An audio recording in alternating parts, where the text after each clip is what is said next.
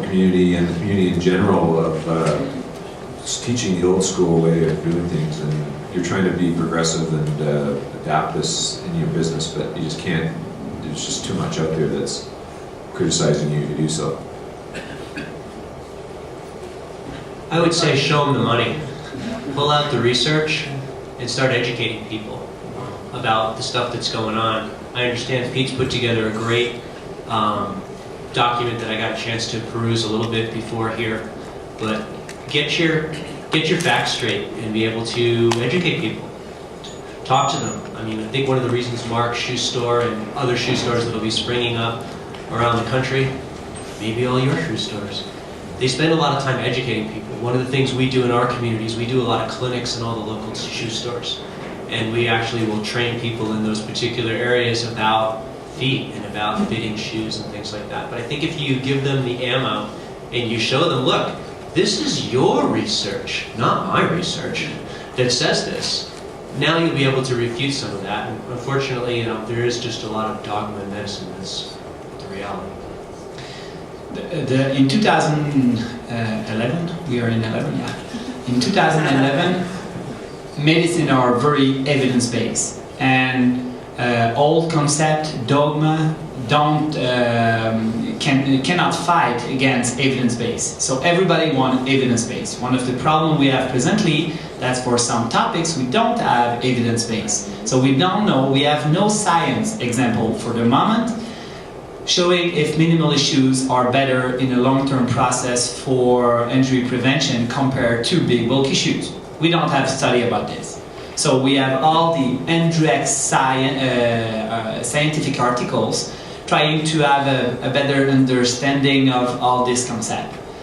But we are in an evidence-based medicine, so if you want to speak with health professionals, you need to speak about science. You cannot speak just about experience and all the thing. And most of the time when I speak about the big bulky shoes, I just say, okay, one of the example I give is about the pills about cholesterol. Imagine that we put on the market a pill for cholesterol some years ago, and now we realize that the pills doesn't work to decrease cholesterol. And these pills have a tons of side effects. That's exactly what's happened with the shoes presently. We put a shoe to decrease the stress on the skeleton and to decrease the risk of injuries. We are more injured, and we don't decrease the stress on the skeleton. So we know that the big bulky shoes doesn't work for this. And in the same time, we know that the big bulky shoes have a tons of side effects. Weakness, loss of proprioception, increased vertical loading rate. So I don't need something. What I want to do now is just take off from my patient these pills for the cholesterol that don't work and that give a side effect. But the problem is that my patient is so used to take these pills, I cannot take off like this very fast. I need to be very gradual. But if someone comes see me with a new problem of cholesterol, I won't prescribe, I'm not a doctor, but imagine, I won't prescribe these pills for the cholesterol because I know that it doesn't work and I have tons of side effects. It's exactly the same thing with the shoes. They need to prove me that big bulky shoes will be a good thing to prevent injuries. I don't need to prove this. I just know that there is side effect, doesn't work for what we think, so just stop to prescribe this kind of shoes. I'll give you my short answer, John. So how do I deal with it as a family doc? I opened a shoe store. Yeah, because where do runners go when they're hurt? To you. So can I make any impact in my clinical medical world? I don't even have a place to let people walk. So if we're going to have a community-based approach of injury prevention, I can't do it out of a medical clinic. Medical stuff is for medical stuff. Health happens outside. So, and then we have trained employees. Tom, James, and Brad are here. He's going to become a physical therapist, train my employees, and they're really authorities in our community. And we actually embrace the healthcare people to come to our store and learn what we're teaching. So I think for many medical people out there, you have to find something outside Blaise. He travels around the world and teaches this stuff. So he's really going way outside of his clinical box if you're going to get some reach. We have a question. So if we have, at our store, we don't carry very many middle, we don't carry any shoes for children that aren't the Adrenalines, the Cumulus, those kinds of things.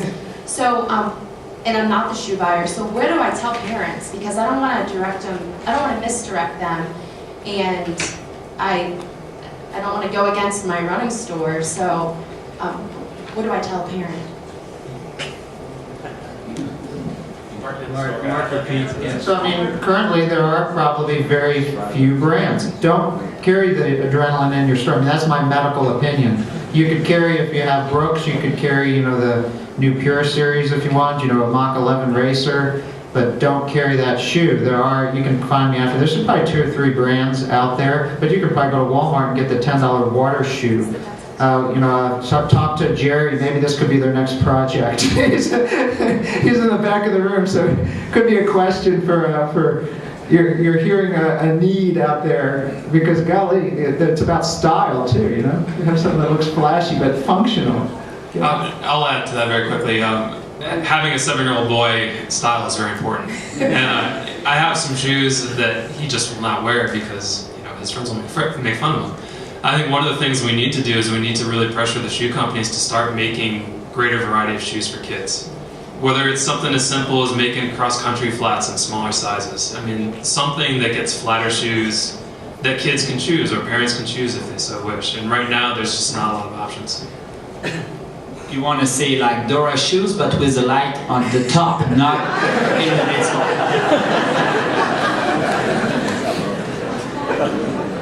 If orthotics are, over here to your right, if orthotics are a major part of a podiatrist's practice, is there any hope for speaking to them about natural running and in turn minimal footwear? And if so, how would you suggest we go about that?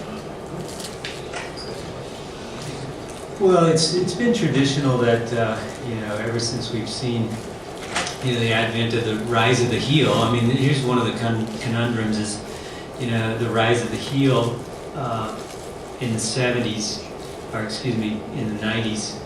The higher the heel got, the more unstable the ankle got. The ankle's a loose adapter when you have it out in front of your body, and by raising the heel, allows you to have more looseness in the ankle, plus that initial impact, and then that secondary impact.